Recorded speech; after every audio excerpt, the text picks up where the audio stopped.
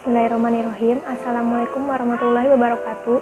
Perkenalkan, saya Putri Sabrina Aura Ferdian dengan NPM 2110631120141, Prodi Manajemen Pendidikan Islam, Universitas Singapura Bangsa Karawang.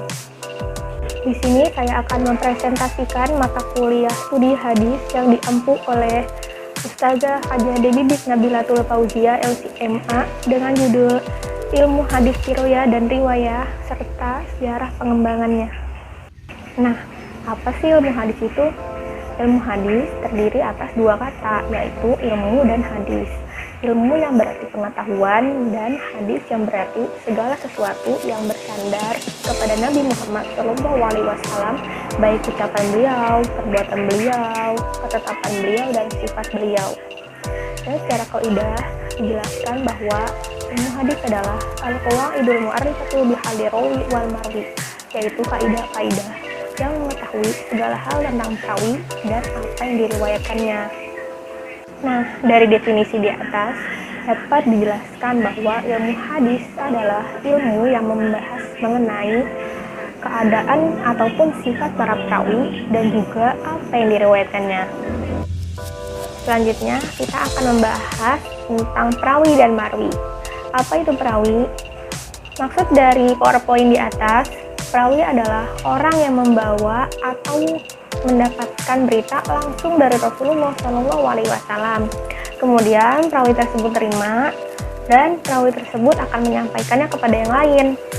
Dan yang lain juga masing-masing akan menyadarkannya kepada orang yang membawa berita.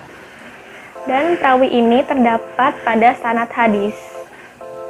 Nah, sekarang apa itu marwi?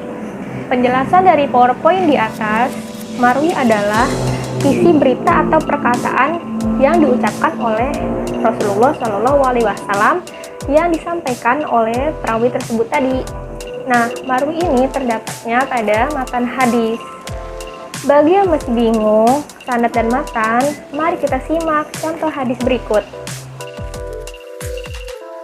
Nah, di sini saya akan memberikan contoh dari hadis Sahih Bukhari yang mana Imam Bukhari berkata, Haddatsana Ubaidullah ibnu Musa qala akhbarana Hanzalah bin Abi Sufyan an Ikrimah bin Khalid an Ibnu Umar radhiyallahu anhuma qala Rasulullah sallallahu alaihi wasallam buniyal Islam ala khamsin syahadati alla ilaha illallah wa anna Muhammadar Rasulullah wa iqamis sholati wa ita'iz zakati wa haji wa shaumi ramadhana, yang artinya telah menceritakan kepada kami Ubaidillah bin Musa, dia berkata telah mengabarkan kepada kami Hanzalah bin Abu Sufyan dari Ikrimah bin Khalid dari Ibnu Umar berkata, Rasulullah Shallallahu Alaihi Wasallam bersabda, Islam dibangun di atas 5 landasan. Yang pertama itu persaksian bahwa tiada Tuhan selain Allah dan sesungguhnya Muhammad adalah utusan Allah.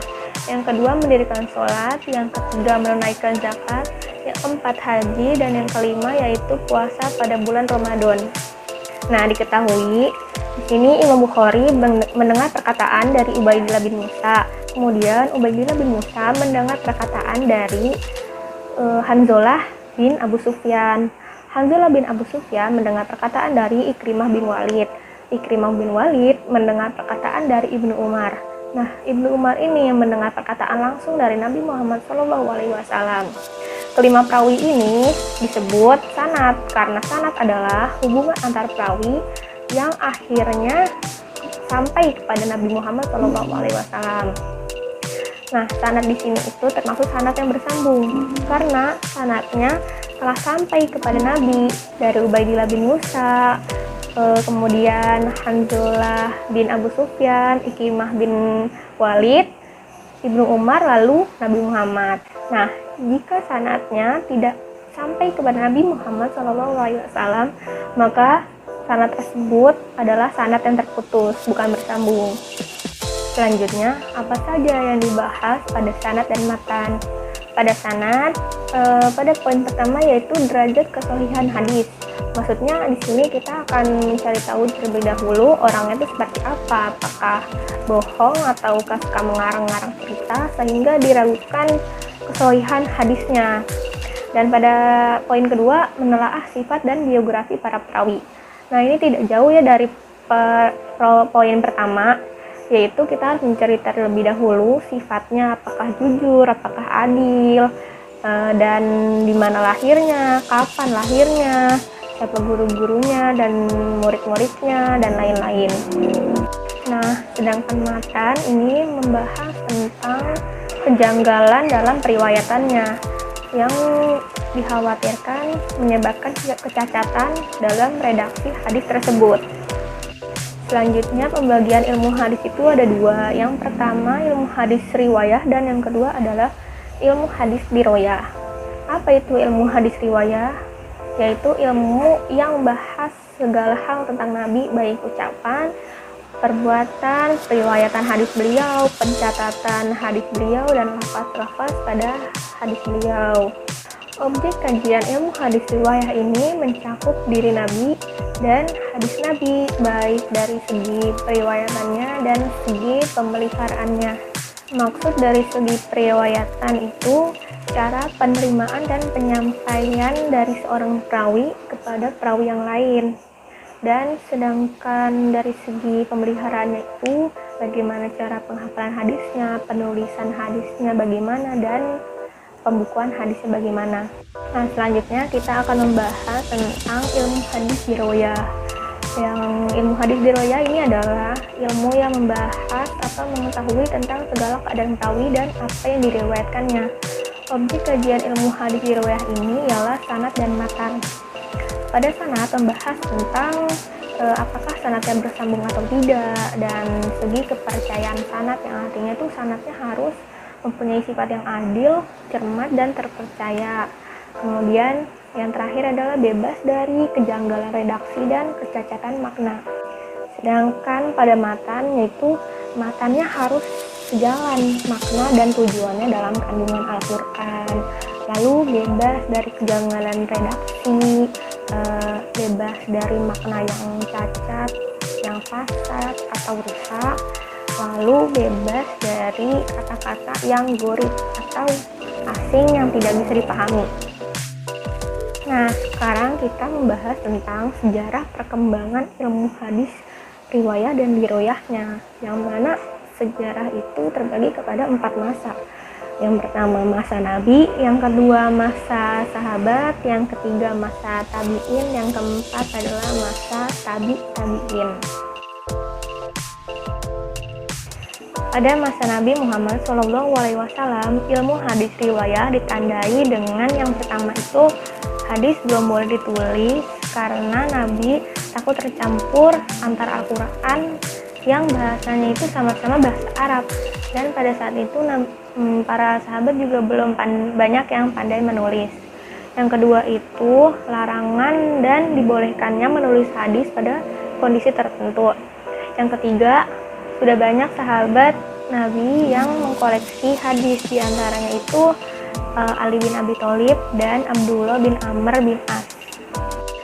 Dan pada ilmu hadis riwayahnya itu ditandai dengan muncul dasar-dasar ilmu hadis yang terdapat pada Quran surah Al-Hujurat ayat 6 dan Al-Baqarah ayat 282.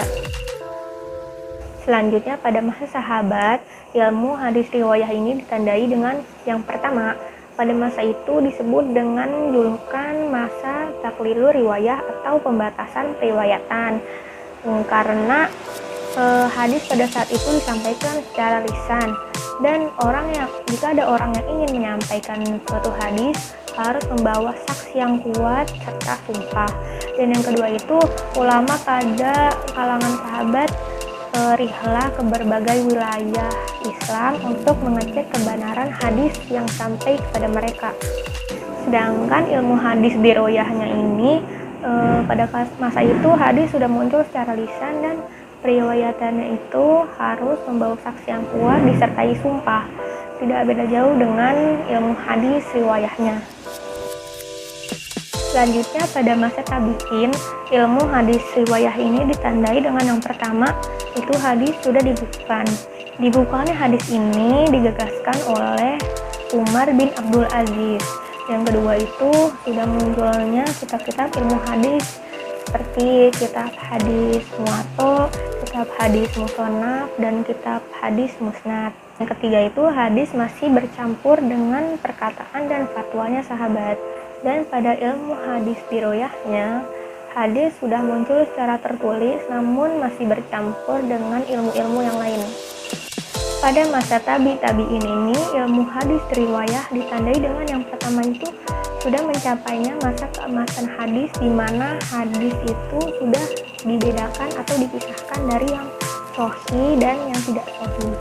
Dan munculnya kitab-kitab induk hadis atau kutubus sittah seperti Sahih Bukhari, Sahih Muslim, Sunan Abu Dawud, Sunan At-Tirmizi, Sunan Ibnu Majah, dan Sunan An-Nasai.